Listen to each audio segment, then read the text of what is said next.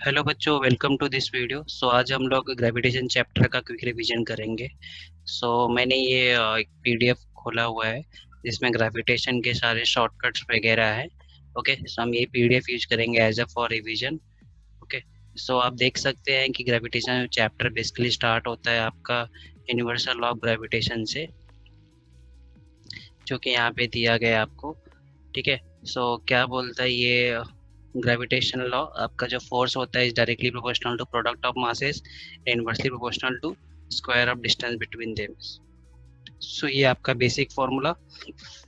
तो मास है m1 m2, ये दोनों मास जो है एक दूसरे पे फोर्स, इक्वल फोर्स ऐड करते हैं, बट डायरेक्शन क्या है, अपोजिट है। ठीक है, यहाँ पे लिखा हुआ है gravitational force exerted on body A by body B and then by body B and body A. दोनों का डायरेक्शन सिर्फ क्या है, डिफरेंट है, बट आपका मैग्नीट्यूड क्या है, सेम है। जो यहाँ पे मैंने दिखाया है आपको, ये जो मैंने रेड किया हुआ है, वेक्टर फॉर्म में डायरेक्शन डिफरेंट है, बट मैग्नीट्यूड आप लोगे तो दोनों का क्या आएगा, सेम आएगा। ये ध्यान में रखो। ठीक है, ये आपका बेसिक ग्रेविटेशनल फोर्स का फॉर्मूला क्या होता है, दो बॉडीज के बीच में जिनका मास m1 m2 होता है, डिस्टेंस r रहता है। ठीक है, फिर आपको ये भी पता रहेगा जो ग्रेविटेशनल फोर्स रहता है inversely proportional to square of distance between them. ठीक है, यहाँ पे ये शो किया है, ये भी ध्यान में रखो, आप इस पे भी प्रॉब्लम पूछता है। एंड देन आपका नेक्स्ट क्या है, राइट साइड में, जो कि यहाँ पे वैसे लिखा है एज ए रेशो करके। ठीक है, फिर आपका ये different bodies of masses m1 m2 रहेगा, देन उनके बीच में फोर्सेस के लिए दिया गया है आपका। ये F1 क्या है, force between two bodies of mass m1 m2। F2 क्या है, दो बॉडी जिनका मास F1 डैश m2 2 है, but same separation, distance same है तो r स्क्वायर कट जाएगा। ठीक है, इसलिए ऐसा किया है। फिर आपका यहाँ पे एक फॉर्मूला और भी दिया है, लाइक इफ आपके पास दो बॉडीज है, दोनों का मास सेम है और रेडियस भी सेम है। ओके, ओके, एंड दोनों बॉडीज को क्या रखा है, प्लेस्ड क्लोज टू कांटेक्ट। कैसे हो गया कि उनका जो डिस्टेंस हो गया दैट इज इक्वल टू क्या है, r प्लस आर, 2r हो गया। ठीक है, force will be directly proportional to r raise to 4। ठीक है, बिकॉज इसको आपका डिस्टेंस क्या है, 2r है ना, तो वैसे भी स्क्वायर का इन्वर्सली प्रोपोर्शनल फोर्स क्या हो गया यहाँ पे, डायरेक्टली प्रोपोर्शनल हो जाएगा, क्योंकि यहाँ पे इन्होंने डेंसिटी एज्यूम किया है। ठीक है, ध्यान में रखना। ठीक है, नेक्स्ट क्या है, ग्रेविटेशनल फोर्स क्या है, वेक्टर फोर्स क्या होता है, वेक्टर क्वांटिटी। यदि आपके पास बहुत सारे बॉडीज दिए रहेंगे तो सबका क्या वेक्टर सम होगा। जी क्या है, universal of gravitational gravitational constant है, जो स्केलर क्वांटिटी है। ओके, एक कांस्टेंट रहता है थ्रू आउट द इनवर्स। इसका डायमेंशन ध्यान में रखना, इंपॉर्टेंट क्वेश्चन है, और इसका value in terms of newton metre square और सीजीएस, और जिसको हम लोग एमकेएस बोलते हैं, और सीजीएस यूनिट ध्यान में रखना। दोनों में कितने का चेंज है, 10⁻³ का। ठीक है, तो ये वैल्यूज भी ध्यान रखना, ये भी एग्जाम में सीटी में पूछता है बहुत। ठीक है, फिर नेक्स्ट आपका यहाँ पे ग्रेविटी क्या होता है, ग्रेविटी बेसिकली क्या है, आपका वेट होता है।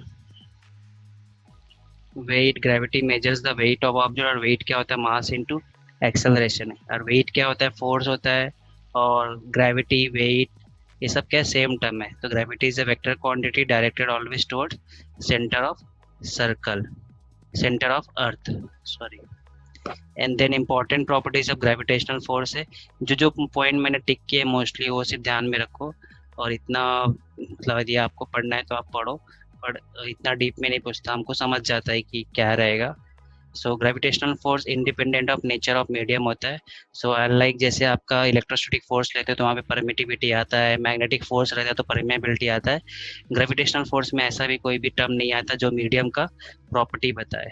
ठीक है, ग्रेविटेशनल फोर्स का एक कंजर्वेटिव फोर्स है, एंड अट्रैक्टिव फोर्स, ये रिपल्सिव नहीं होता, मोस्टली क्या रहता है आपका, ये अट्रैक्टिव फोर्स है। ठीक है, और ये बहुत वीकेस्ट फोर्स है नेचर में। ठीक है, फिर नेक्स्ट टर्म आता है आपका acceleration due to gravity. Acceleration due to gravity कैसे आता है, आपका वेट क्या होता है, मास इनटू जी, और बेसिकली ग्रेविटेशनल फॉर्मूला में देखोगे तो आप ये ऐसा हो जाता है, आपका ये कैंसिल हो जाता है, आपको जी क्या मिलता है, GM/r²। ये क्या है आपका gravitational acceleration on the surface of अर्थ है।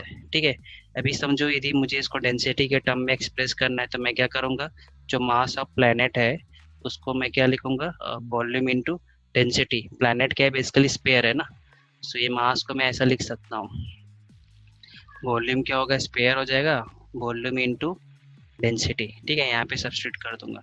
सो डिफरेंट फॉर्म में भी ऐसा जी का वैल्यू ध्यान में रखो, जो कि यहाँ पे किया गया है, ये देख लो यहाँ पे। सो जी का फॉर्मूला ऑन सरफेस ऑफ अर्थ ये इन टर्म्स ऑफ डेंसिटी भी ध्यान में रखो।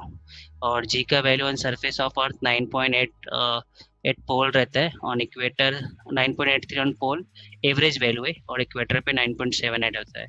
ये वैल्यूज भी ध्यान में रखो। और दूसरी चीज जो जी होता है एट सेंटर ऑफ अर्थ क्या होता है, जीरो होता है। ये जो मैंने यहाँ पे रेड रेड टिक किया है ना, सिर्फ वो पॉइंट ध्यान में रखो, g is zero at the centre of earth and at infinite distance. क्यों इन्फिनाइट डिस्टेंस पे जीरो होता है, ये आपका डिस्टेंस क्या हो गया, तो ये इन्फिनाइट हो गया, तो ओवरऑल वैल्यू डिनोमीटर में इन्फिनाइट है तो ओवरऑल वैल्यू जीरो हो जाएगा ना, इसलिए। So it's centre of earth and infinite distance g क्या होता है, जीरो होता है।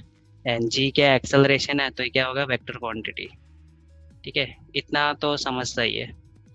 फिर हमने ये भी पढ़ा है, जो आपका लॉन्चिंग ऑफ सैटेलाइट रहता है, हम लोग every year artificial satellite launch करते हैं।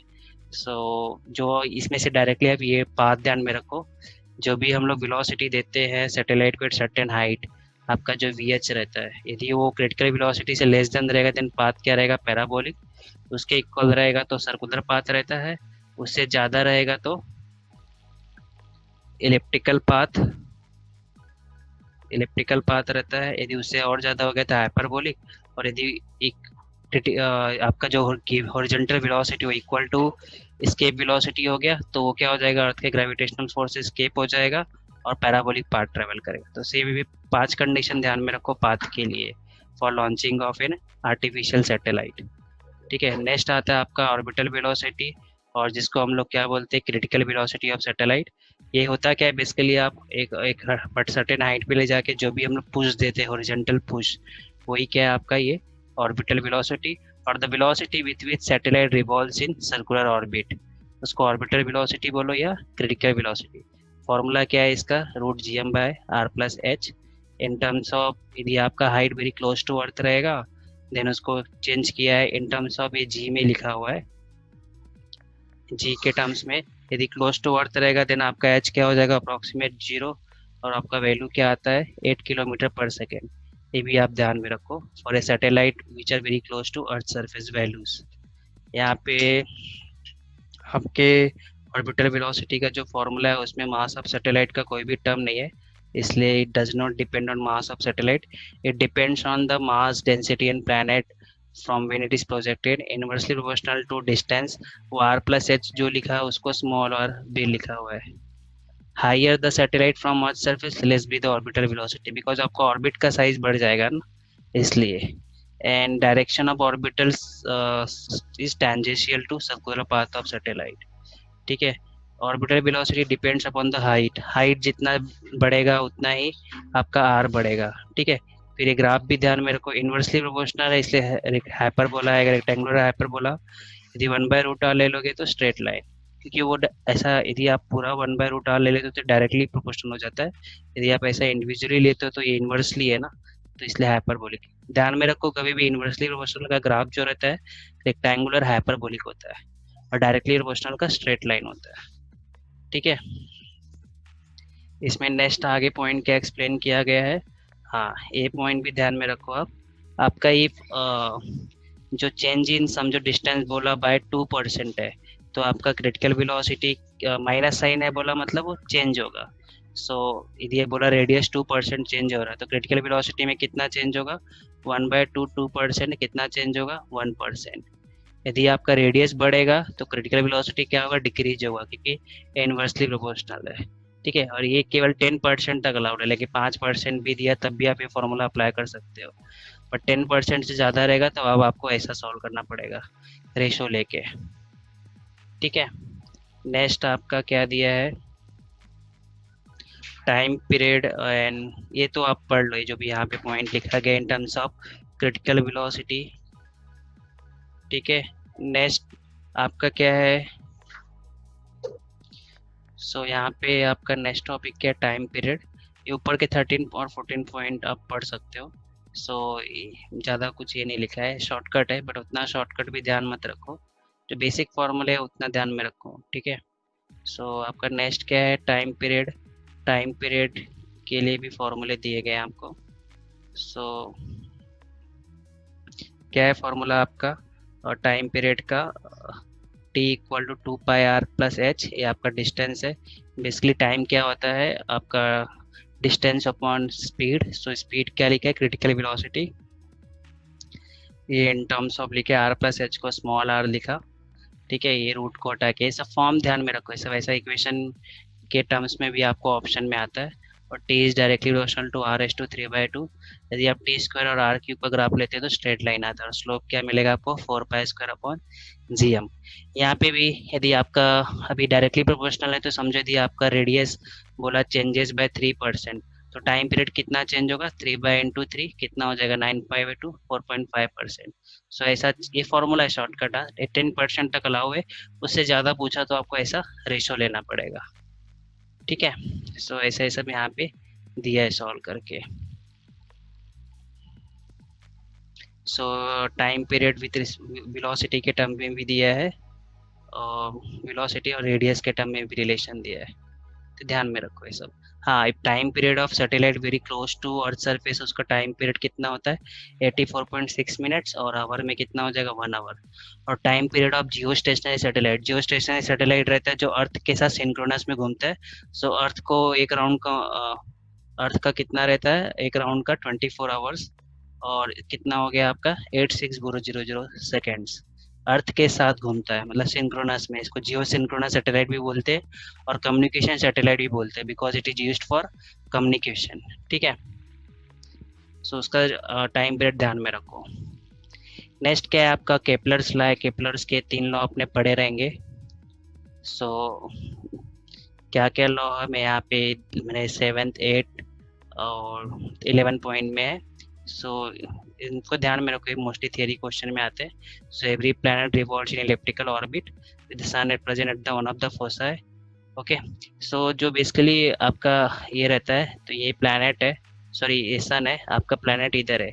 जब प्लैनेट क्लोज टू सन रहता है तो उसका स्पीड बढ़ जाता है, जब प्लैनेट अवे फ्रॉम सन रहता है बहुत दूर, तो उसका स्पीड कम हो जाता है, क्योंकि डिस्टेंस कम हो गया है, बट डिस्टेंस बढ़ गया ना, डिस्टेंस बढ़ेगा तो स्पीड कम हो जाएगा, ठीक है। And the line joining the sun and the planet sweeps out equal areas in equal interval of time, और एरियल वेलोसिटी रिमेन्स कांस्टेंट। इस केस में ध्यान में रखो, आपका एंगुलर मोमेंटम क्या रहता है, कांस्टेंट रहता है। क्यों ऐसा, क्योंकि यहाँ पे ऐसा रहता है, मैं आपको एक्सप्लेन कर देता हूँ। सो एंगुलर मोमेंटम क्या है, m1 v1 r1 m2 v2 r2। मास तो सेम रहेगा प्लैनेट का। आपका क्या हो रहा है, जब ये आपका इलेक्ट्रिकल ऑर्बिट है, ठीक है, आपका सन किधर पे है, इधर है, आपका प्लैनेट इधर रिवॉल्व कर रहा है, ये सन है, ठीक है। सो अभी यहाँ पे क्या हो रहा है, यहाँ पे आपका स्पीड फास्ट है, बट डिस्टेंस क्या है, कम है। भी यहाँ पे इसका डिस्टेंस क्या हो गया, ज़्यादा हो गया, स्पीड क्या हो जाएगा, कम हो जाएगा। बट जो प्रोडक्ट है, अभी आपका v1 क्या है, यहाँ पे ज़्यादा है, ये v1 ज़्यादा है, क्लोज टू सन है ना प्लैनेट, और डिस्टेंस कम है। ओके, सो v1 ज़्यादा है बट डिस्टेंस कम है, और इस पॉइंट पे क्या हो जाएगा, वेलोसिटी कम हो गया, डिस्टेंस बढ़ गया, बट जो प्रोडक्ट है ऑलवेज क्या आएगा, सेम आएगा, इसलिए एंगुलर मोमेंटम क्या बोला है, कांस्टेंट बोला है, ठीक है।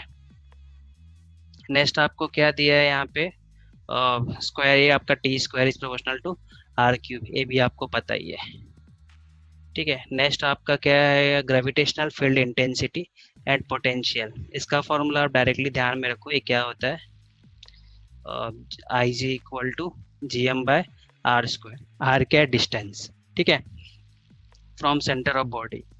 यहाँ पे इसको क्या ले सकते हैं, एक्सेलरेशन टू ग्रेविटी। यूनिट क्या होता है, डायमेंशन क्या होता है, ध्यान में रखिए। ये इतना अपने गवर्नमेंट बुक में एक्सप्लेन नहीं किया गया, बट फिर भी आप ध्यान में रखो, ठीक है। नेक्स्ट आपका क्या रहेगा, gravitational potential energy. So gravitational potential energy आपको सिर्फ वो डेरिवेशन जो बैंडिंग एनर्जी करते हैं वहाँ पे शॉर्ट में एक्सप्लेन किया गया है, -gm/r रहता है, ठीक है। ये हमेशा क्या रहता है, निगेटिव में रहता है, ठीक है, ये ऐसा है। सो ये आपको यहाँ पे दिया गया है। और फिर ग्रेविटेशनल पोटेंशियल एनर्जी यहाँ पे दिया गया, ये फॉर्मूला भी ध्यान में रखो, और इन टर्म्स ऑफ स्मॉल जी भी, सिर्फ फॉर्मूला ध्यान में रखो यहाँ पे। ठीक है, इतना थियरी जो लिखा है वो पढ़ने का जरूरत नहीं है। नेक्स्ट आपका क्या है, ग्रेविटेशनल पोटेंशियल एनर्जी है, तो एनर्जी का डायमेंशन सबको पता है क्या होता है, m1 L2 T-2। ठीक है, ये इतना, और ये टेबल में आप ग्रेविटेशनल इंटेंसिटी का वैल्यू दिया गया है। सो सिर्फ ध्यान में रखिए इतना, इसीलिए फर्स्ट वाला और सेकंड वाला ध्यान में रखो, थर्ड वाला इतना इम्पोर्टेंट नहीं है। ठीक है, नेक्स्ट आपका क्या, बैंडिंग एनर्जी। ये बैंडिंग एनर्जी टोटल एनर्जी का जो फॉर्मूला है, जो जनरल फॉर्मूला है वो ध्यान में रखो आप। क्या ये फॉर्मूला आपका ये है, इसमें ध्यान में रखो बैंडिंग माइनस टोटल एनर्जी होता है और बैंडिंग एनर्जी इक्वल टू क्या होता है, काइनेटिक एनर्जी। दोनों पॉजिटिव होती है, जो टोटल एनर्जी और पोटेंशियल एनर्जी होती है दोनों नेगेटिव होती है। ये रिलेशन चारों के बीच में ध्यान में रखो, ये मैंने लिख दिया है। सो ये इक्वल टू काइनेटिक एनर्जी होता है माइनस टोटल एनर्जी, और पोटेंशियल एनर्जी का क्या होता है, माइनस हाफ, क्योंकि पोटेंशियल एनर्जी में ये 2 नहीं होता रेशो में, ये भी ध्यान में रखो। ठीक है, तो इसके जो फॉर्मूले हैं और उन चारों फॉर्मूले में क्या रिलेशन है, ये समटाइम्स पूछता है what is the ratio of binding energy to total energy, तो ध्यान में रखो वैल्यूज। फिर नेक्स्ट आपका क्या है, काइनेटिक एनर्जी। और यहाँ पे सिर्फ ये भी जो पॉइंट मैंने जो मार्क किया है ध्यान में रखना, with increase in height from surface of planet potential energy increase होता है, काइनेटिक एनर्जी डिक्रीज हो जाता है, ऑर्बिटल वेलोसिटी डिक्रीजेस क्योंकि वो पाथ आपका बढ़ रहा है, total energy increases, period of revolution increases, time of period, क्योंकि ऑर्बिट का साइज बढ़ेगा ना, तो पीरियड टाइम एक रिवॉल्यूशन को कंप्लीट करने में क्या बढ़ेगा। ठीक है, if the speed of satellite is made root 2 times, okay, then its kinetic energy is doubled, that satellite will escape to infinity, ये भी दिया है ध्यान में रखो। नेक्स्ट क्या है आपका, स्केप वेलोसिटी। स्केप वेलोसिटी क्या है, अर्थ के सरफेस या किसी प्लैनेट के सरफेस से एक प्लैनेट को कितना स्पीड से भेजे such that it escapes from earth's gravitational field. So आपको यहाँ पे कुछ वैल्यूज भी लिख के दिया है, value of escape velocity on earth is 11.2, moon के लिए दिया है, जुपिटर के लिए दिया है, मोस्टली अर्थ का ध्यान में रखो 11.2। और एक मोर इम्पॉर्टेंट चीज, स्केप वेलोसिटी के फॉर्मूले में यहाँ पे हाइट नहीं होता, क्योंकि स्केप वेलोसिटी क्या है, फ्रॉम अर्थ सरफेस से हम कितना स्पीड से भेजे सैटेलाइट को सच that it escapes from earth gravity. ये इन टर्म्स ऑफ डेंसिटी भी ध्यान में रखो, सबका formula in terms of density, in terms of small g में ध्यान रखो। ठीक है, बेसिकली 3 फॉर्मूले होते हैं, एक बेसिक फॉर्मूला है आपका जो कैपिटल जी कैपिटल एम के टर्म्स में है, फिर एक स्मॉल जी के टर्म्स में है, फिर एक डेंसिटी के टर्म्स में है।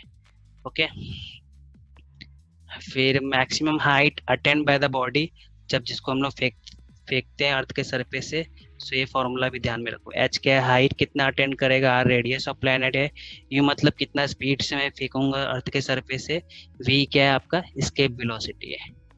ठीक है, सो ये फॉर्मूला ध्यान में रखो, डेरिवेशन मत ध्यान में रखो, ये आपको शॉर्ट में दिया गया है कौन रेडियस के साथ कैसा रिलेशन है। ठीक है, तो ये आप ध्यान में रखो, एज अ समरी के लिए दिया है। ठीक है, नेक्स्ट आपका वेटलेस कंडीशन है। वेटलेस कंडीशन थियरी लिखा हुआ कब फील होता है, जब आपका centripetal acceleration equal to gravitational acceleration होता है। वेटलेस कंडीशन को क्या बोलते हैं, जीरो कंडीशन भी बोलते हैं। ठीक है, यहाँ पे आपको फॉर्मूला दिया हुआ है, जो पॉइंट मैंने मार्क किया एक बार वो पढ़ लेना। ठीक है, एंड देन वेरिएशन ऑफ जी, जो जी रहता है सबसे ज्यादा कहाँ मैक्सिमम होता है, ऑन सरफेस ऑफ अर्थ, और सरफेस ऑफ अर्थ पे भी कहाँ मैक्सिमम रहता है, ऑन पोल्स। और जीरो कहाँ पे होता है, centre of earth, planet zero होता है, और एट इन्फिनिट डिस्टेंस। ध्यान में रखो, g is maximum on surface of earth, और सरफेस ऑफ अर्थ पे भी कहाँ पे होता है, पोल्स पे। ठीक है, और आप हाइट बढ़ाओगे और एल्टीट्यूड बढ़ाओगे और अंदर डेप्थ में जाओगे, जी का वैल्यू कम ही होता है। सो यहाँ पे कुछ फॉर्मूले जो जी के दिए हैं लिखे हैं, in term on earth surface दिया गया है, inversely proportional to R square, different planet रहेगा तो मास भी डिफरेंट रहेगा, इन टर्म्स ऑफ डेंसिटी दिया गया है, सब ध्यान में रखो, ये सब इक्वेशन ये सब प्रॉब्लम आ चुके हैं ये सब फॉर्मूले के टर्म्स में। ठीक है, सो वेलोसिटी इतना, ये तो इतना ज़रूरत नहीं है, बट सिर्फ जो जी के फॉर्मूले ध्यान में रखो। ठीक है, फिर मैंने नेक्स्ट पार्ट जो मार्क किया है, जी का क्या है, एक्सेलरेशन ड्यू टू ग्रेविटी है, सो उसका डायमेंशन है तो सबको पता ही रहेगा। और यहाँ पे एक शॉर्टकट भी दिया है, यदि आपका रेडियस जो है ये ध्यान में रखें। Radius of A planet decrease by n% होगा, देन आपका जी कितना होगा, इंक्रीजेस बाय 2n%। ठीक है, सो ये सब फॉर्मूले ध्यान में रखो आप। यहाँ पे सब जो शॉर्टकट दिए गए हैं, डेंसिटी इंक्रीज किया इतना परसेंट, देन आपका जी कितना चेंज होगा, मास को इंक्रीज किया तो जी आपका कितना परसेंट चेंज होगा। सो ये सब ध्यान में रखो। n% तो n% ही चेंज होगा, 2% बोला तो 2% ही। ठीक है, फिर जो नेक्स्ट आपका है basic formula for a height और एल्टीट्यूड जो सेम ही होता है। ठीक है, ये दोनों फार्मूले जो है आपके, ये ध्यान में रखो, इस पे भी प्रॉब्लम आते हैं। नेक्स्ट आपका क्या है, इफेक्ट ऑफ डेप्थ। डेप्थ का भी एक फार्मूला है आपका, जो बेसिक फार्मूला है, इसमें क्या ज़्यादा ही दिया है, उतना ज़्यादा आपको याद नहीं रखना है। ये बेसिक फार्मूला जो भी डेप्थ का है। ठीक है, decrease in value of g with depth, g d by g, क्या डी बाई आर हो जाता है। फ्रैक्शनल डिक्रीज बोला तो आप, फ्रैक्शनल कभी भी बोला तो ध्यान में रखो चेंज अपॉन ओरिजिनल होता है। सो जी इज ओरिजिनल और चेंज कितना है आपका, ये फ्रैक्शनल का मतलब ये होता है चेंज अपॉन ओरिजिनल। ठीक है, सो ये ध्यान में, ये इतना फॉर्मूला मैंने सिर्फ ऐसे मार्क किया है, उतना ज़रूरी नहीं है, सिर्फ देख के रखो। ठीक है, बेसिक फॉर्मूले। फिर ये मोर इम्पोर्टेंट, ये डायग्राम आपको प्रॉब्लम, ये डायग्राम भी आया हुआ है पेपर में एक बार एमएसटीसीटी के, which of the following is the correct graph. ठीक है, तो ध्यान में रखो। नेक्स्ट क्या है, लैटिट्यूड के बेस पे है। लैटिट्यूड वाला जो बेसिक फॉर्मूला आपका क्या है, ये फॉर्मूला थीटा क्या है आपका, लैटिट्यूड एंगल है। ये जी क्या है, ऑन सरफेस ऑफ अर्थ, और बेसिकली पोल्स पे रहता है ये। ओके, सो जी क्या है, वैल्यू है। जैसे जैसे हम लोग इक्वेटर से पोल की ओर जाते हैं जी का वैल्यू बढ़ता है, और पोल से इक्वेटर की ओर आते हैं जी का वैल्यू कम होते जाता है। ठीक है, सो यहाँ पे आपको दिया भी है डिफरेंस कितना होता है पोल्स और इक्वेटर में, जी का वैल्यू 0.035 का इतना डिफरेंस पड़ता है, समझा। एंड देन आपको उतना तो मार्क नहीं किया है, सिर्फ जियो स्टेशनरी सैटेलाइट का आपको मैंने ऑलरेडी बता दिया, टाइम पीरियड क्या होता है, 24 आवर्स होता है। ये अर्थ के साथ ही सिंक्रोनस है, वेस्ट टू ईस्ट ट्रैवल करता है 24 आवर्स, ये थर्ड पॉइंट ध्यान में रखो। और इसका एप्लीकेशन तो कम्युनिकेशन में है, फोरकास्टिंग पर्पस, मिलिट्री यूज करता है, ये सब सिर्फ पढ़ के रखो, इतना इम्पोर्टेंट नहीं है, वो आपको समझ जाता है जब भी क्वेश्चन आएगा तो। ठीक है, सो ओवरऑल मोस्ट ऑफ ये चैप्टर कवर किया है। ओके, सिर्फ जो बेसिक फार्मूले हैं, जैसे आपका क्रिटिकल वेलोसिटी का फार्मूला, जैसे आपको मैं बता दूं क्या है आपका, v equal to root G M by R plus H. इसका इन टर्म्स ऑफ जी क्या होता है, आर प्लस एच होता है, इन टर्म्स ऑफ डेंसिटी क्या होता है। ऐसे तीन फार्मूले हर एक के ध्यान में रखो। इसके वेलोसिटी का क्या होगा, इसके वेलोसिटी में ध्यान में रखना है यहाँ पे हाइट नहीं होता, आर प्लस एच ये कभी होता ही नहीं है, क्योंकि वो फ्रॉम सरफेस ऑफ अर्थ होता है। रिलेशन क्या है इसके वेलोसिटी और क्रिटिकल वेलोसिटी में, ये very close to earth surface रहेगा, देन v क्या आता है आपका, रूट टू वी सी आता है, यहाँ पे 2 होता है ना इसके वेलोसिटी में, ये ऐसा रिलेशन ध्यान में रखो। ठीक है, so in terms small g density, जो डिफरेंट फॉर्मूले हैं वो ध्यान में रखना। ठीक है, सो ओवरऑल चैप्टर कवर किया। इसके हम लोग प्रीवियस ईयर के क्वेश्चन सॉल्व करेंगे 21 ईयर्स का, उसका भी वीडियो आपको कल मिल जाएगा। ठीक है, thank you for this lecture.